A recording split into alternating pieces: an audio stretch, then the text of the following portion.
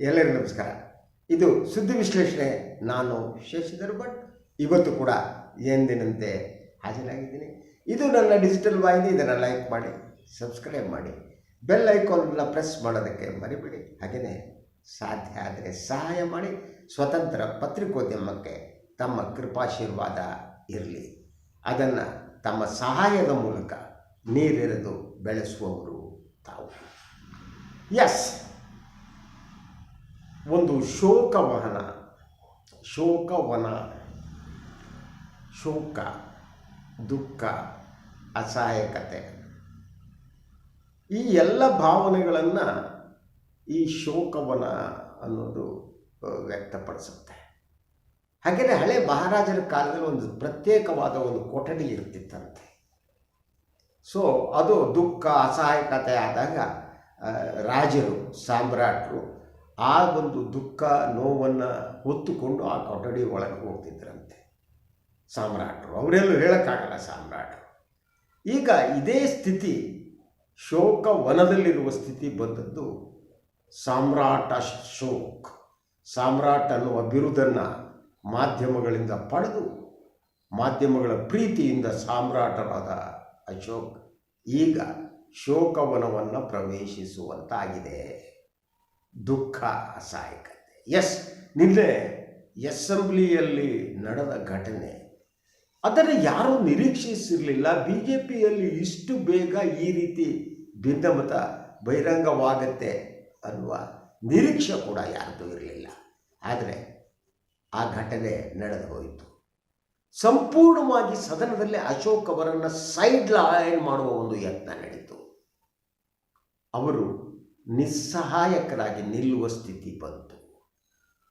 So ಈ ವರದಿಯನ್ನು ತಾವು ಓದಿರ್ತೀರಿ.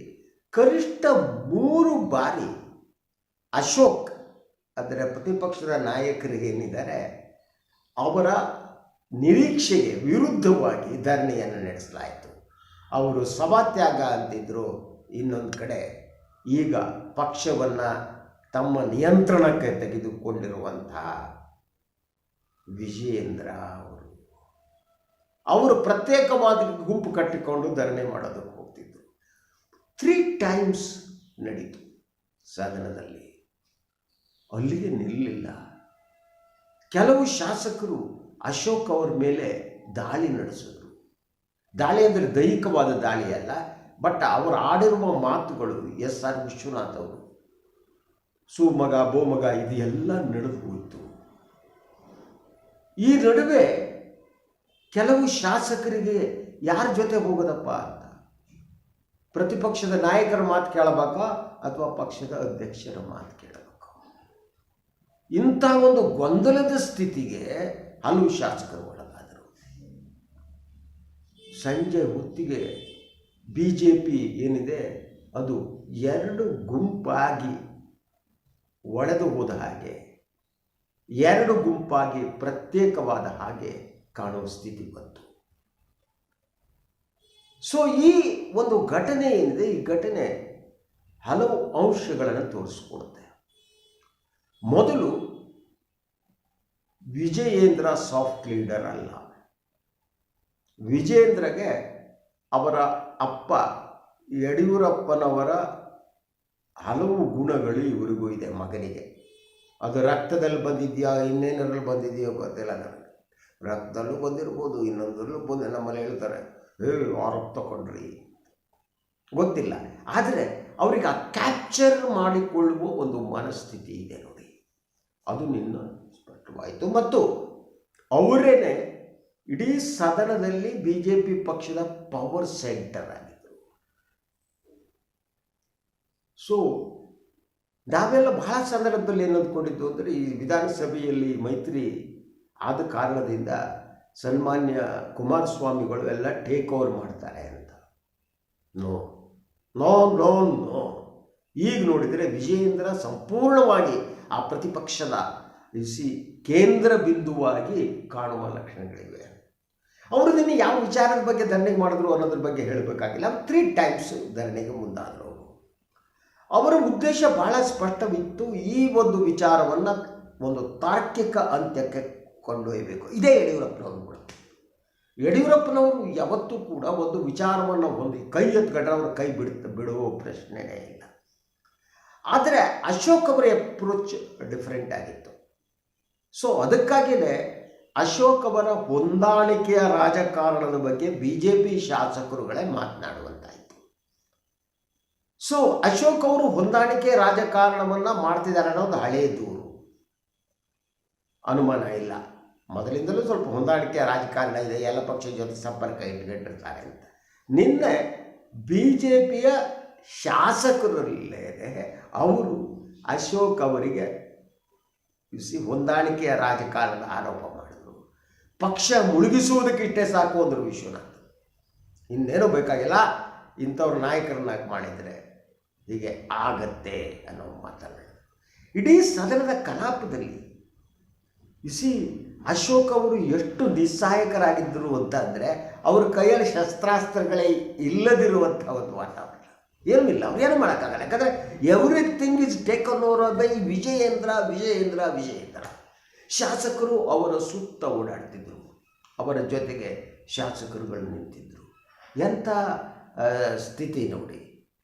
ಸೊ ಅವರು ಸಭಾತ್ಯಾಗಕ್ಕೆ ಹೋದರೆ ಕೆಲವರು ಸ್ಪೀಕರ್ ಸ್ಥಾನದ ಮುಂದಿನ ಸ್ಥಳ ಇರುತ್ತಲ್ಲ, ಆ ಸ್ಥಳದಲ್ಲಿ ನಿರತರಾಗ್ತಿದ್ರು. ಸೊ ವಿಜಯೇಂದ್ರ ಜೊತೆ ಚರ್ಚೆ ನಡೆಸ್ತಿದ್ರು. ಈ ಘಟನೆಯ ನಂತರ ಅಶೋಕ್ ಹೇಳಿದ್ದು, ನಾವು ಯಾವ ವಿಚಾರವನ್ನು ಚರ್ಚೆ ಮಾಡಬೇಕು ಅನ್ನೋದನ್ನು ಸರ್ವಾನುಮತದಿಂದ ತೀರ್ಮಾನ ಕೈಗೊಂಡಿದ್ದೀವಿ. ಸಭಾತ್ಯಾಗ ಮಾಡಬೇಕು ಅನ್ನುವ ತೀರ್ಮಾನ ಕೈಗೊಳ್ಳಲಾಗಿತ್ತು. ಯಾಕೆಂದರೆ ಉತ್ತರ ಕರ್ನಾಟಕದಲ್ಲಿ ಬೆಳಗಾವಿಯಲ್ಲಿ ಅಧಿವೇಶನ ನಡೀತಿರುವುದರಿಂದ ನಾವು ಅಲ್ಲಿಯ ಬರಗಾಲದ ಪರಿಸ್ಥಿತಿ ಬಗ್ಗೆ ಚರ್ಚೆ ಮಾಡಬೇಕು. ಸುಮ್ಮನೆ ಅದನ್ನು ಹಗ್ಗ ಜಗ್ಗಾಟ ಮಾಡಿ ನಾವು ಧರಣಿ ಮಾಡಿದರೆ ಬರಗಾಲದ ಬಗ್ಗೆ ಚರ್ಚೆಗೆ ತೊಂದರೆ ಆಗುತ್ತೆ ಅನ್ನುವ ಕಾರಣಕ್ಕೆ ಈ ತೀರ್ಮಾನ ಕೈಗೊಂಡಿದ್ವಿ ಅಂತ ಹೇಳಿದರು. ಯಾರು? ಸಾಮ್ರಾಟ್ ಅಶೋಕ. ಆದರೆ ಹಾಗಿದ್ದರೆ ಅಂಥ ಒಂದು ತೀರ್ಮಾನ ಆಗಿದ್ದರೆ ಇದ್ದಕ್ಕಿದ್ದ ಹಾಗೆ ಧರಣಿ ನಡೆಸುವುದಕ್ಕೆ ವಿಜಯೇಂದ್ರ ನೇತೃತ್ವದಲ್ಲಿ ಯಾಕೆ ಹೋದರು ಶಾಸಕರು?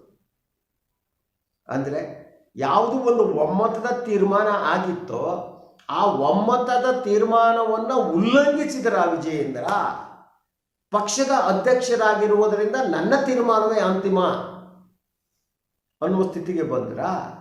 ಹಾಗೆಯೇ ಅಶೋಕ್ ಮತ್ತು ವಿಜಯೇಂದ್ರ ನಡುವಿನ ಈ ಸಂಘರ್ಷ ಏನಿದೆ, ಈ ಸಂಘರ್ಷ ಇಷ್ಟು ಬೇಗ ಬಹಿರಂಗಗೊಳ್ಳುತ್ತೆ ಅಂತ ಯಾರು ನಿರೀಕ್ಷೆ ಮಾಡಿರಲಿಲ್ಲ. ಸೊ ಇಬ್ಬರ ನಡುವೆ ಭಿನ್ನಾಭಿಪ್ರಾಯ ಬರ್ಬೋದು ಅನ್ನೋದಿತ್ತು BJP ವಲಯದಲ್ಲಿ. ಆದರೆ ಅದು ಸ್ಫೋಟಗೊಂಡ ಬಗೆ ಅಂತ, ಅದು ಸಣ್ಣ ಪುಟ್ಟ ಸ್ಫೋಟ ಅಲ್ಲ, ಇದು ಬಹಳ ದೊಡ್ಡ ಸ್ಫೋಟನೇ. ಈ ಸ್ಫೋಟದಲ್ಲಿ ಏನಾದರೂ ಈ BJPಯ ಒಗ್ಗಟ್ಟು ನಾಶ ಆಗ್ತದೆ. ಇದನ್ನು ಸರಿಪಡಿಸೋದು ಅಷ್ಟು ಸುಲಭ ಅಲ್ಲ. ಇದು ಒಂದು ರೀತಿಯ ಮುನ್ಸೂಚನೆ ಅಂತ ನನಗೆ ಅನಿಸುತ್ತೆ. ಅಂದರೆ ಅಶೋಕ್ ವರ್ಸಸ್ ವಿಜಯೇಂದ್ರ ಏನಿದೆ, ಇದು ಮುಂದಿನ ದಿನಗಳಲ್ಲಿ ಬೇರೆ ರೂಪ ಪಡೆಯಬಹುದು. ಅಶೋಕ್ ಹೌದಪ್ಪ ನಾವು ಹಂಗಿದ್ಬಿಟ್ರೆ no problem, it will happen. So no problem. ಆಯಿತು ವಿಜಯೇಂದ್ರ, ನೀವೇನು ಬೇಕಾದ್ರೂ ಮಾಡಿ, ನೀವು ಪಕ್ಷದ ಅಧ್ಯಕ್ಷರಾಗಿದ್ದೀರಿ, ಅದಕ್ಕೆ ಕೆಲಸ ಮಾಡಿ, ವಿಧಾನಸಭೆ ಒಳಗಡೆ ತಾವು ಪ್ರತಿಪಕ್ಷದ ನಾಯಕರಂತೆ ಕೆಲಸ ಮಾಡಿ. ನನಗೊಂದು ಬೋರ್ಡ್ ಇದೆ ಸಾಕು, ಒಂದು ಊಟದ ಕಾರ್ ಸಿಗುತ್ತೆ, ಪ್ರತಿಪಕ್ಷದಲ್ಲಿ ಮೊದಲನೇ ಜಾಗ ಸೀಟು, ನಾನಲ್ಲಿ ಕೂತ್ಕೊಂಡಿರ್ತೀನಿ, ನೀವು ಮಾಡೋದು ಮಾಡಿ ಅಂದರೆ problem will be sorted out. ಅದಿಲ್ಲ. ಒಂದೊಮ್ಮೆ ಎಸರ್ಟ್ ಮಾಡುವುದಕ್ಕೆ ಹೋದರೆ ಅಶೋಕ್ ಅವರು, then that problem will be serious. ಪಕ್ಷದ ವರಿಷ್ಠರು ಅನಿವಾರ್ಯವಾಗಿ ಮಧ್ಯಪ್ರವೇಶ ಮಾಡಬೇಕಾಗುತ್ತೆ. ಆದರೆ ಅನಿವಾರ್ಯವಾಗಿ ಮಧ್ಯಪ್ರವೇಶ ಮಾಡಿದ್ರೂ ಕೂಡ ಇದನ್ನು ಸಮಾಧಾನ ಮಾಡುವುದು ಕಷ್ಟ ಅಂತಲೇ ನನಗೆ ಅನ್ನಿಸುವಂಥದ್ದು. It is not so easy to sort it out. ಅದರ ಜೊತೆಗೆ ಈ ಜಗಳ ಏನಿದೆ, ಇದರ ಮೂಲಕ ಏನಾಗುತ್ತೆ, ಕಾಂಗ್ರೆಸ್ ಗೌರ್ಮೆಂಟ್ ಒಂಥರ ಸಮಾಧಾನಕರ ನಿಟ್ಟುಸಿರು ಬಿಡುತ್ತೆ. ಇವರೇ ಹೊಡ್ಕೊಂಡಿರಲಿ, ನಮಗೇನು ಹೋಗೋದಿದೆ, ನಾವು ಮಾಡೋದು ಮಾಡ್ಕೊಂಡು ಹೋಗ್ತೀವಿ, ಆರಾಮಾಗಿ ಆಡಳಿತ ನಡೆಸ್ಕೊಂಡು ಮಜಾ ಹೊಡೆಸ್ಕೊಂಡು ಇರ್ತೀವಿ ನಾವು, ನನ್ನ ಮಕ್ಕಳಿಗೆ ಪ್ರತಿಪಕ್ಷ ನಾಶ ಆಗ್ಬಿಡಿ. ಯಾಕಂದರೆ ಪ್ರತಿಪಕ್ಷ ದುರ್ಬಲವಾದ ಸಂದರ್ಭದಲ್ಲಿ ಆಡಳಿತ ಪಕ್ಷ ಸರ್ವಾಧಿಕಾರಿ ಒಂದು ಪ್ರವೃತ್ತಿಯನ್ನು ಇದು ಮಾಡುತ್ತೆ. ಸೆಂಟ್ರನಲ್ಲಿ ಗೊತ್ತಿದೆ ನಮಗೆ. ಸೊ 2014 ನಂತರ ಹೇಗೆ ಪ್ರತಿಪಕ್ಷಗಳು ಅವರನ್ನು ಮುಗಿಸ್ತಾ ಸರ್ವಾಧಿಕಾರಿ ಆಡಳಿತದತ್ತ ನಾವು ಹೋಗ್ತಾ ಇದ್ದೀವಿ ನೋಡಿ. ಅದೇ ಸಿಚುವೇಶನ್ನು ಇಲ್ಲೂ ಬರುತ್ತೆ. That is the most important thing ಅಂತ ನನಗೆ ಅನಿಸುತ್ತೆ. ಅದರ ಜೊತೆಗೆ ಇನ್ನೊಂದು ಮೆಸೇಜ್ ಅಂದರೆ ಬಿ ಜೆ ಪಿ ಭಿನ್ನಮತ ಹೊರಗೆ ಕಾಣದೇ ಇರ್ಬೋದು, ಆದರೆ ಒಳಗಡೆ ಇದೆಯಲ್ಲ ಇದಕ್ಕೆ ನಮ್ಮಲ್ಲಿ ಬೂದಿ ಮುಚ್ಚಿದ ಕೆಂಡ ಅಂತಾರೆ ನೋಡಿ. ಸೊ ಅದು ಸುಡ್ತಾ ಹೋಗ್ಬೋದು, ಆ ಸಿಚುವೇಶನ್ ಕೂಡ ಕಾಣುತ್ತೆ. ಅದರ ಜೊತೆಗೆ ಯಡಿಯೂರಪ್ಪನವರಲ್ಲಿ ಸರ್ವಾಧಿಕಾರಿ ಮನೋವೃತ್ತಿ ಇತ್ತು, ಅದನ್ನು ಯಾರೂ ಡಿನೈ ಮಾಡೋದಕ್ಕಾಗಲ್ಲ. ಅದೇ ಒಂದು ಸರ್ವಾಧಿಕಾರಿ ಮನಸ್ಥಿತಿ ಸನ್ಮಾನ್ಯ ವಿಜೇಂದ್ರ ಅವರಲ್ಲೂ ಬಂದಂತೆ ಕಾಣುತ್ತೆ. ಅವರು ಎಲ್ಲವನ್ನೂ ಕ್ಯಾಪ್ಚರ್ ಮಾಡ್ತಾರೆ, ಯಾಕಂದರೆ ಅವರಿಗೆ ಹಣಬಲ ಇದೆ, ಅಪ್ಪನ ಹೆಸರಿದೆ, ದೈಹಿಕ ಬಲ ಇದೆ. ಸೊ ಅವರು ಬೇರೆ ರೀತಿಯ ರಾಜಕಾರಣ ಮಾಡೋರು. ಆ ಕಾರಣಕ್ಕಾಗಿ ಅವರು ಎಲ್ಲವನ್ನೂ ಕೂಡ ತಮ್ಮ ವಶಕ್ಕೆ ತೆಗೆದುಕೊಳ್ಳಬಲ್ಲರು. ಅವರು ಎಲ್ಲವನ್ನು ವಶಕ್ಕೆ ತೆಗೆದುಕೊಂಡಾಗ ಮುಂದಿನ ಪರಿಣಾಮ ಏನಾಗುತ್ತೆ ಅದು ಕುತೂಹಲಕರವಾದ್ದು. ಬಿ ಜೆ ಪಿಯ ಈ ಒಂದು ಬಿಕ್ಕಟ್ಟು ಅಂತಲೇ ಕರೀತೀನಿ ನಾನು, ಬಿಕ್ಕಟ್ಟಿನ ರಾಜಕಾರಣ, ಇದು ಒಗ್ಗಟ್ಟಿನ ರಾಜಕಾರಣ ಅಲ್ಲ.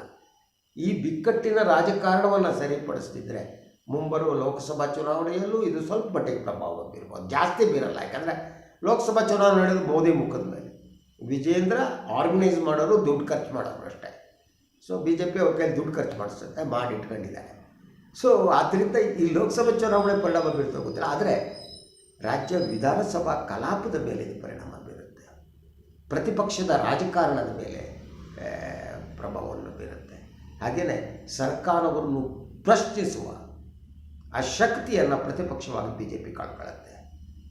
ಸೊ ಈ ನಡುವೆ ಇದಕ್ಕೆ ಸನ್ಮಾನ್ಯ ಕುಮಾರಸ್ವಾಮಿ ಏನು ಮಾಡ್ತಾರೋ ಗೊತ್ತಿಲ್ಲ.